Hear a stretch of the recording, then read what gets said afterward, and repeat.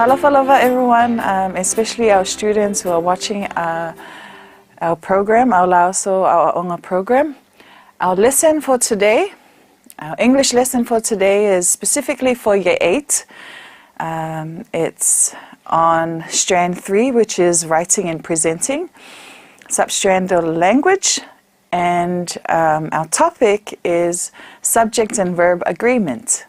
Now, I'm sure you have covered this in class and also in the previous years, but it's very important that we take you through the rules of subject and verb agreement.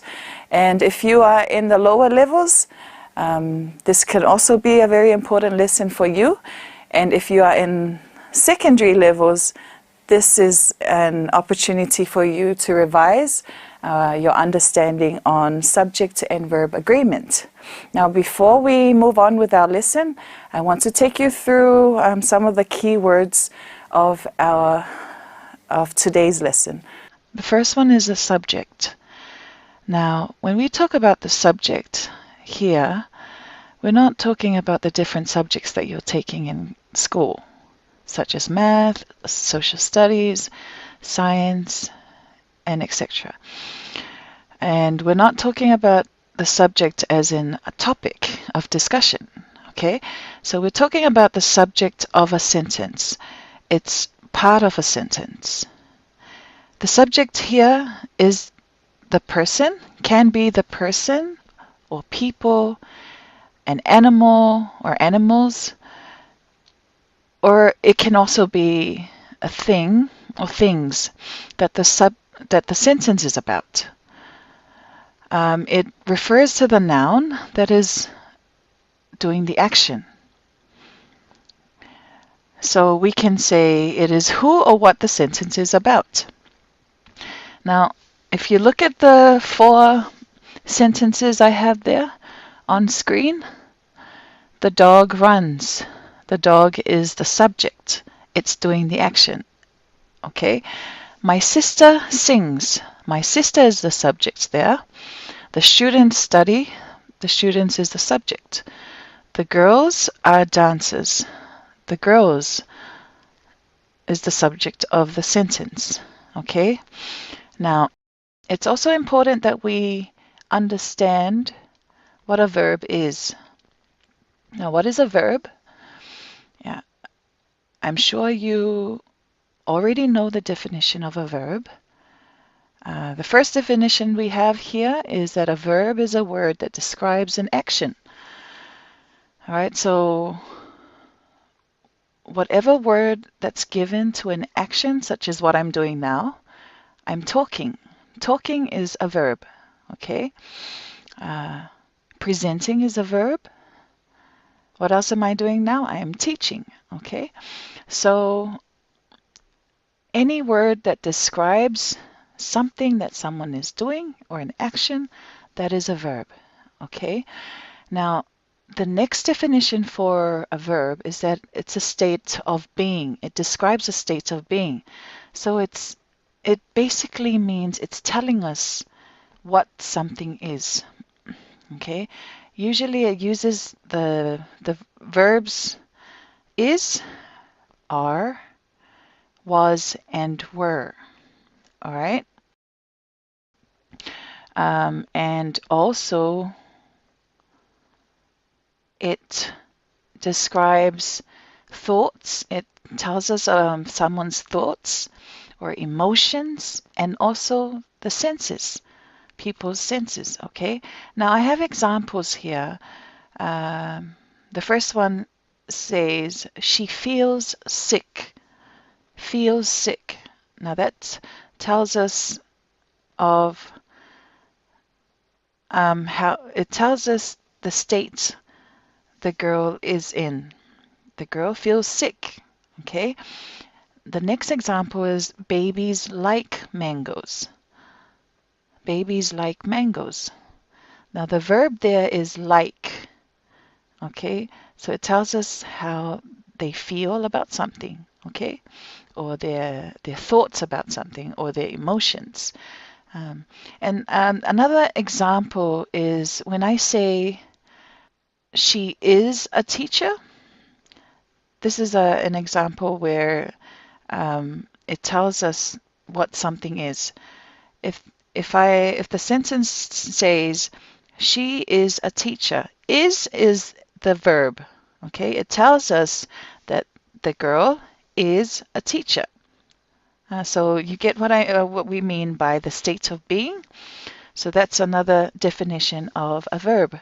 The next definition is a verb can also describe an occurrence. What that means is it's telling us that something is happening. Okay, so it doesn't explicitly or it doesn't clearly say what the action is, but it just tells you that something is unfolding or something is happening. Okay, so we have examples on the screen. The road show happens every year. Now the verb there is the word happens. Okay, so it's telling us that something is happening or something happens, is occurring.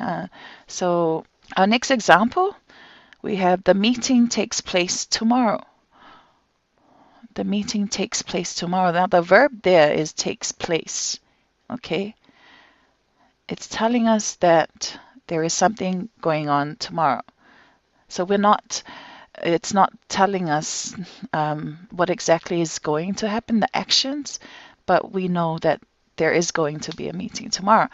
Okay, so the last example we have there is the event occurs at night. Okay, so it's telling us that it happens during nighttime. Okay, so the verb there is the word occurs.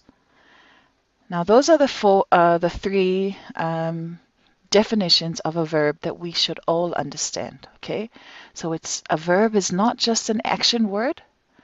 It can tell you a state of being, and it can also describe an occurrence. Now, our learning outcomes for this lesson is first by the end of this lesson, you should be able to identify and understand the rules of subject and verb agreement. Second is that you should be able to identify the correct form of the verb that matches the subject. Okay. Now I'm going to take you through 7 simple rules of subject and verb agreement. The first rule for our SVA, or subject and verb agreement, is that if the subject is singular, the verb needs to be singular also. Okay, so if you have a singular subject, the verb needs to be singular. Okay, so what do we mean by a singular subject? A singular subject basically means there's one person or one thing that is doing the action. Okay, singular. Usually in naongan Samoa, singila. A singular verb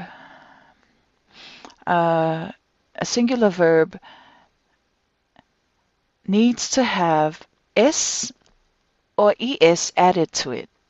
So in its base form, you add s and es, and that makes it a singular verb.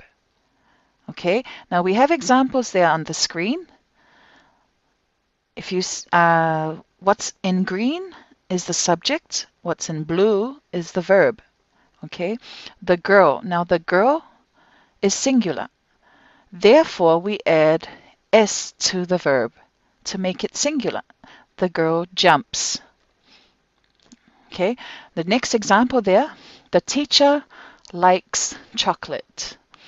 The teacher likes chocolate. There's one teacher, and therefore we add s to the verb, like. Okay? Our second rule is that if the subject is plural,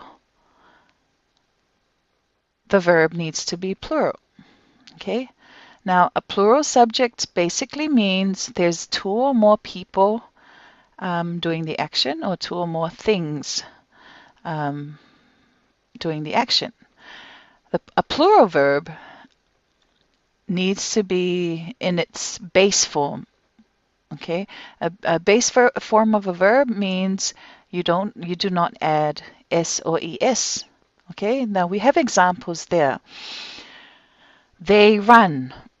They is plural, means there's many people. We don't know how many, but it's referring to a lot of people. It's referring to two or more people. Run is the verb.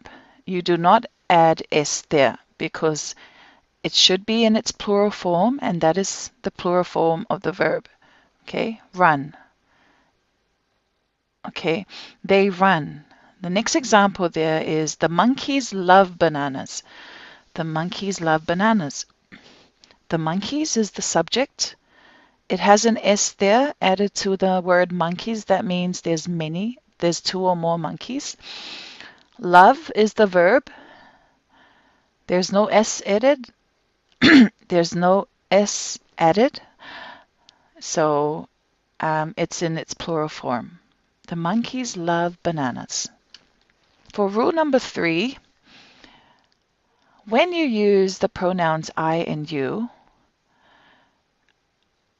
we treat these pronouns as they are special, okay? So the rule number 1 does not apply to I and you.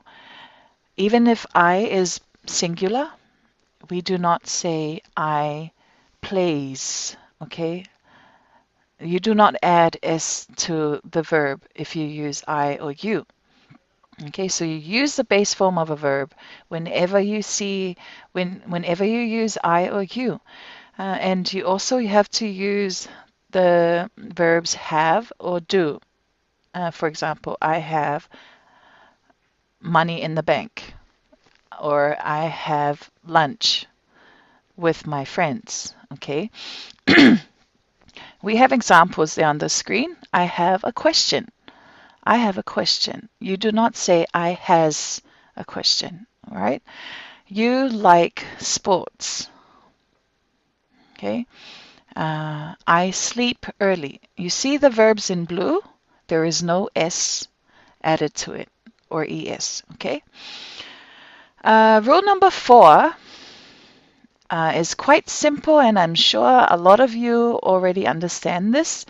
When you start a sentence or when you use there, the verb that follows, which is when you use the verb is or are, it depends on how many is in the subject, okay?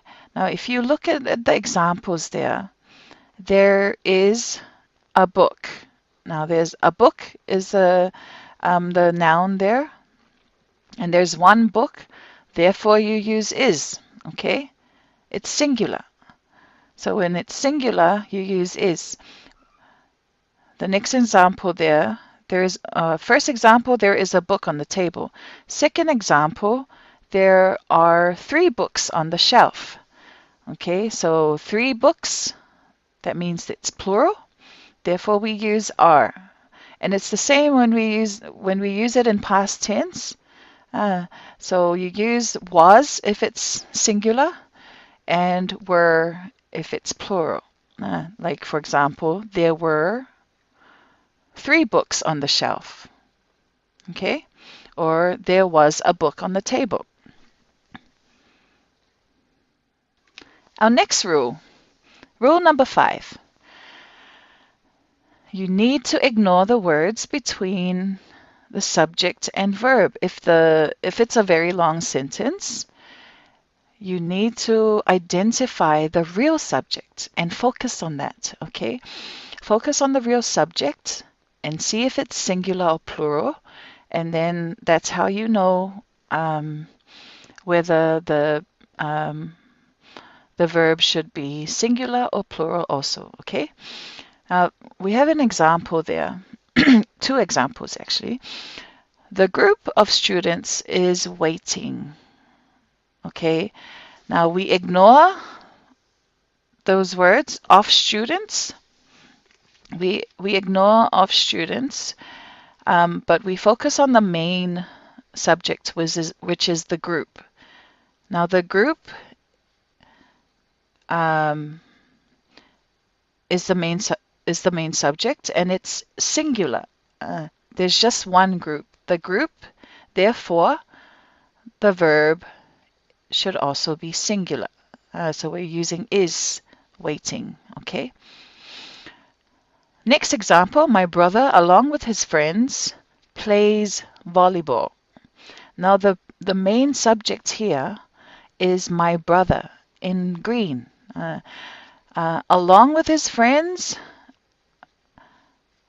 you need to ignore that because it's not the main subject.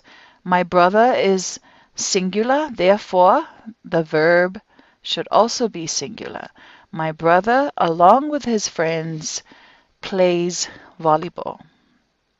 Okay, so this rule applies to those long sentences, but you need to be clear or be able to identify the main subject in order for you to understand whether the verb needs to be singular or plural. Okay. Our next rule, which is rule number 6, is when two or more subjects are joined by the word and, that means the subject is plural, and therefore you use the plural form of the verb. Okay. Now we have three examples there on the screen. My mom and dad work in a pier. My mom and dad work in a pier. Now, mom and dad are the subjects, and it's joined by the word and, therefore it's plural.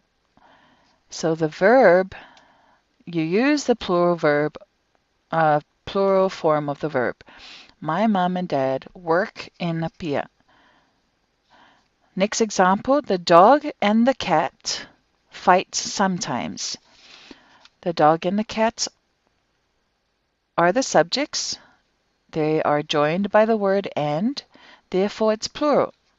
So you use fight. We do not add s, okay? Next example, Toma and Sina are cousins. Okay? These two subjects are joined by the word and, therefore it's plural. Okay? Or we can say Toma, Sina, and Marita are cousins. All right? You can have more than two subjects in one sentence. So as long as you use and to join the subjects, that means it's plural. Okay? So you use the plural form of the verb. All right, and our very last rule is when you use or and nor in a sentence. When you use or and nor, you need to match the verb to the closest subject. Okay? So you look at the closest subject to the verb, and you use the form of that subject. Sorry. You use the form of that subject. Oh, sorry. Oh. I'll start again with number 7, okay? Number 7, yeah. Start again with number 7. Now we're up to our very last rule. Our very last rule is when you use or nor in the sentence, you have to match the verb to the closest subject. Okay? And I think it's a lot easier to explain if we look at our examples. First example, either the teacher or the students are coming. Okay, so this is the subject. This is the subject, the teacher, or the students. Now it's using or, and our rule is if you use or nor, you look at the closest subject to the verb. Now the closest subject here is not the teacher, it's the students. Now the students is plural, therefore the verb should be in its plural form. Okay? The students, therefore we use the plural form of the verb. Our second example, neither the boys nor the girl is ready. Now the boys nor the girl, we're using nor here. Therefore our rule number 7 applies here. You look at the closest subject to the verb, which is the girl. Now the girl is in its singular form. I mean, the girl is singular, therefore the verb should also be singular. Neither the boys nor the girl is ready. Okay? Even though the boys is plural, we do not focus on that because we look at the closest subject to the verb. All right? And that's our 7 rules of subject and verb agreement. Now that you've learned about our 7 rules, we're going to do a few activities to test whether you understand these 7 rules. Our first activity, and it's a very easy activity. You choose the correct verb to complete the sentences. Now I've got 4 sentences on the screen. I'll give you 2 minutes to read through, and you can select, think about our rules that we just discussed, and see which rules apply to these 4 sentences, and select the correct form of the verb. Good luck.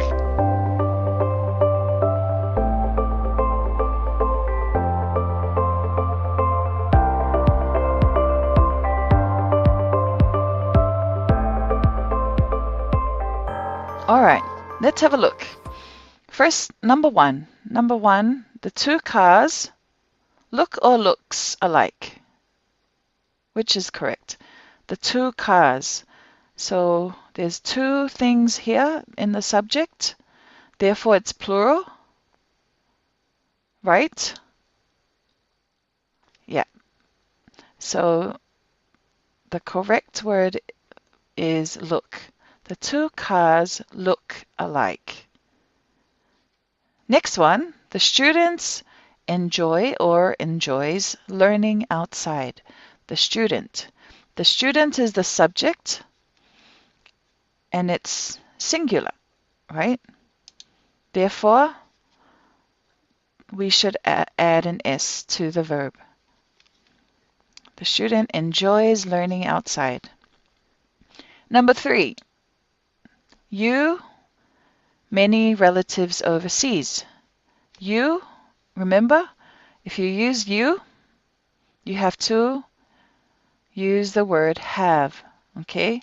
You have many relatives overseas. Next one, the box of pencils missing. Is or are missing the box of pencils.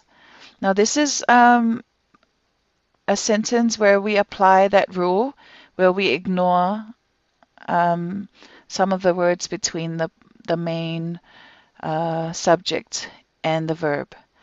Now the main subject here is the box. The box.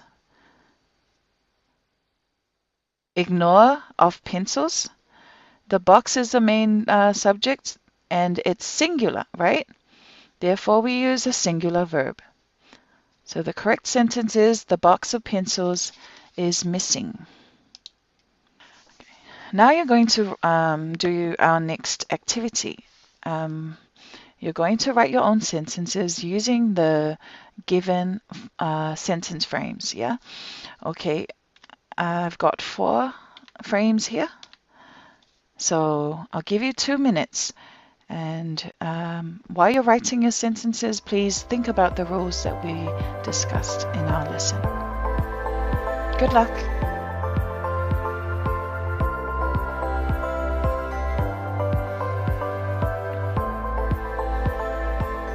All right. I'm sure you have written a lot of excellent sentences, but here's some examples of the sentences that you can write, okay? First one, my brother and I hike every morning. Okay, now if we look at this sentence, my brother and I is a subject of the sentence. It's added by the word and, it's joined by the word and therefore it's plural. So the verb here, hike, is in its base form, okay? Next one. The packets of apples are missing. Now, this is one of those sentences where you have to ignore some of the words between the subject and the verb. Now, the main subject here is the packets. Okay, the packets. So there's 2 or more packets. It's plural. Therefore, the verb should also be plural. Okay, the packets of apples are missing. Next one, neither Sina nor Simi is ready.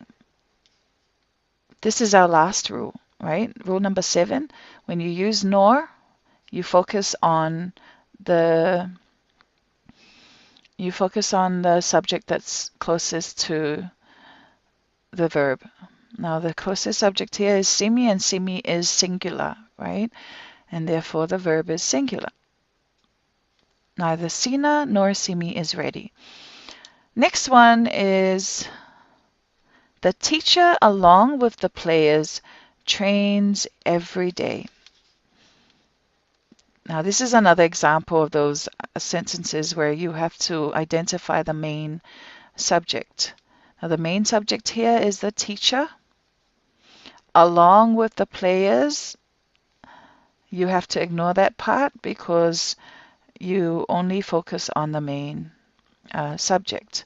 So the teacher is singular, therefore the verb should also be singular.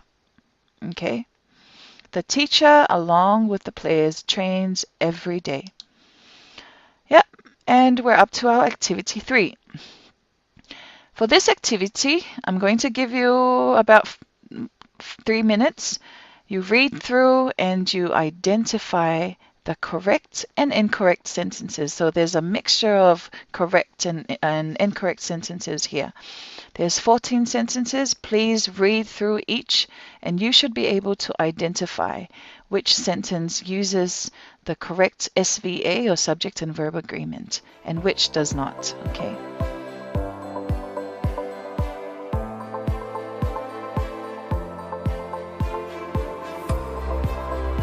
Let's have a look. Number 1 is incorrect. Okay. The dog bark loudly every morning. The dog is singular, therefore we should add S to the verb. Okay. So the mistake here is that we need to add S. Second one, the student enjoy learning outside is also correct. Is also incorrect. The student is singular, therefore the verb should also be singular. So we need to add S to this verb. Next one, I have a new water bottle. I is the subject, therefore we use have. Have here is the verb, which is correct. Next one, you has many relatives overseas. You, remember when you use you, we have to use have, just like the previous sentence. So you have many relatives overseas. Next one, There is a mango on the table. There, remember when you use there, you use is or are, which is, you use is or was if the noun is singular. Now, there is a mango. A mango is singular, therefore we use is. Okay, next one. The box of apples are missing. It's incorrect, right? It's incorrect because we look, the main subject here is the box. Okay, therefore it's singular, so the verb should be singular. So what do we change this to?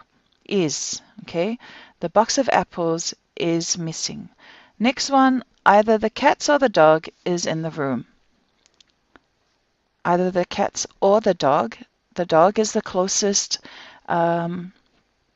subject to the verb.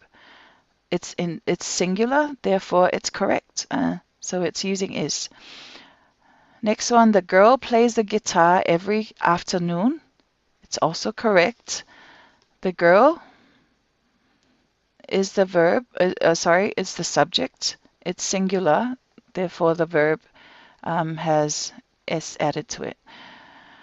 Number 9, the birds flies over the coconut trees. It's incorrect because the birds is plural, so we do not add es or s to the verb. So the correct word here should be fly. The birds fly over the coconut trees. Number 10, I goes to church with my family every Sunday. It's incorrect because when you use I, you should use the base form of the verb. So I go to church with my family every Sunday. Next one, there are many stars in the sky tonight. It's correct. So when you use there, you use are when the subject is plural. Many stars is plural, therefore we use are. Number 12, the list of students are on the principal's desk. It's incorrect because the main verb here is the list. Okay, the list. It's singular, therefore we should have is here as the verb. Right? Number 13, my sister and I was very tired is also incorrect because my sister and I, there are two subjects here joined by the word and, therefore it should be plural, right? My sister and I were. It's in past tense, so were very tired. And the last one, neither the teacher nor the students is ready to present. It's incorrect, right? Because the closest subject to the verb is the students, and it's plural, so it should be are, okay, instead of is. Neither the teacher nor the students are ready to present. And that's it for our activity number 3, and we have our last activity, which is correct. Which is correct. So you look at the two sentences there. These sentences can be very tricky. So number 1 there, A. The group of dancers are ready. The group of dancers are ready. The group of dancers is ready. So which one is correct? A or B? Number 2. A. The box of pencils are missing. The box of pencils are missing. B. The box of pencils is missing. The box of pencils is missing. So which one is correct? Number 3. Either my friends or my brother are coming. Either my friends or my brother are coming. B. Either my friends or my brother is coming. Now let's have a look here. So B here for number 1 is correct. The group of dancers is ready. Number 2, sorry, the group of dancers is ready. So the reason why this is correct is because the group is the main verb, the main subject, and it's singular. Therefore, we use is. Number 2, the box of pencils is missing. Same thing here. The box is the main subject and it's singular. Therefore, we use is. Okay. And for number 3, either my friends or my brother is coming.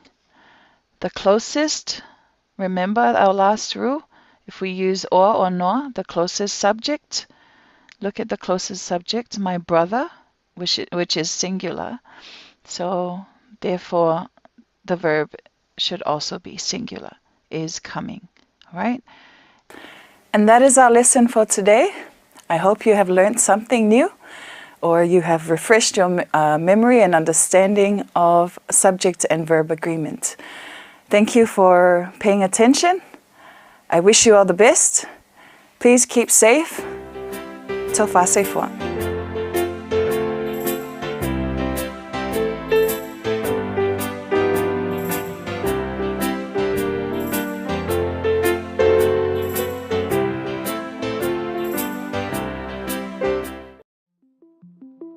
Now that you've ordered your Starlink, download the app to learn more on how to set it up and optimize its connection. Before your kid arrives, use the obstructions tool in the app to find an ideal location for your Starlink. You will need a clear view of the sky to stay connected to the satellite network. Once your kid arrives, it will have everything you need to connect to the internet. Open the kickstand on the back of the Starlink and insert the provided cable. Next, insert the other end of the Starlink cable and the power supply cable into the router. When ready, plug the power supply into a standard wall outlet. Using the app, follow the prompts to perform an initial setup of your Starlink. Once it's found a satellite connection, it will automatically determine its alignment and notify you through the app if it's misaligned. If a manual alignment is needed, follow the directions in the app to optimize your connection. Once you've set up your Starlink, we recommend using the app to configure your router. After setup is complete, you are ready to connect to the internet. For best performance, be sure to permanently install your Starlink.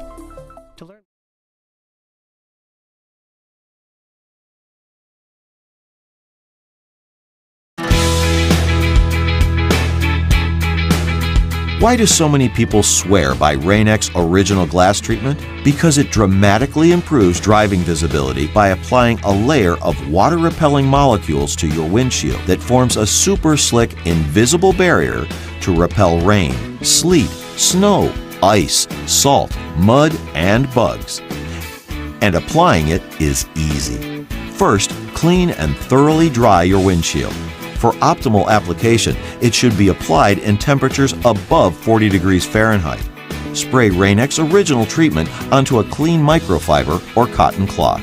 Then, apply it to the exterior glass using a circular motion. Allow the product to dry until a slight haze appears. To ensure even coverage, apply a second time. If you see a final haze, make one more pass with a dry cloth. Or sprinkle water on the glass and wipe it with a paper towel until crystal clear. Once your windshield is treated, you're ready to face the elements. At lower driving speeds, you'll benefit from water beading that increases visibility and response time. At higher speeds, the water beads will roll right off the windshield, dramatically improving wet weather driving visibility. Outsmart the elements with Rain-X Original Glass Treatment. Our land is rich. Our culture is even richer, rooted in family.